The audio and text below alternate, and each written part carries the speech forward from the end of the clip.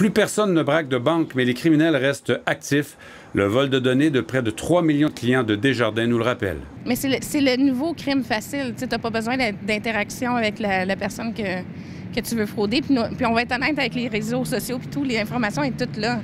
Les dernières données de Statistique Canada montrent qu'en 3 ans, le nombre de cybercrimes a augmenté de 37 %. Je prends un exemple, s'ils veulent faire de la redirection d'argent, bien, ils vont faire un plus gros coup de chapeau à rediriger des dizaines de millions de dollars au lieu de faire un vol à un comptoir d'une succursale de peu importe l'institution financière qui va peut-être se résulter à quelques 10 milliers de dollars. Les cybercriminels utilisent de plus en plus Internet pour soutirer de l'argent à leurs victimes et n'hésitent pas à les menacer.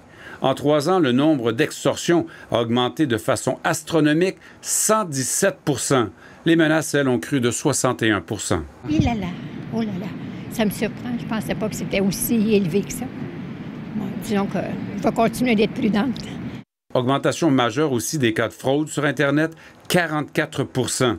C'est pire encore pour les fraudes à l'identité qui augmentent de 61 %. De plus en plus, les organisations qui détiennent une masse d'informations sont mal surveillées, sont mal à ce moment-là encadrées et souvent, il y a de la négligence qui est appliquée. Je pense qu'il y a des petites choses qu'on peut faire qui peuvent vraiment faire la différence sans vouloir réinventer la roue puis devenir paranoïaque de tout ce qui se fait aussi sur l'Internet.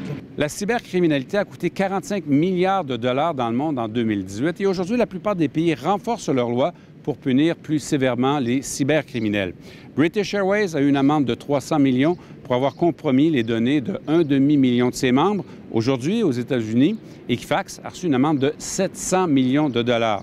Chez nous, Desjardins s'expose maintenant à une amende symbolique de quelques dizaines de milliers de dollars pour la fuite des données personnelles de près de 3 millions de ses membres.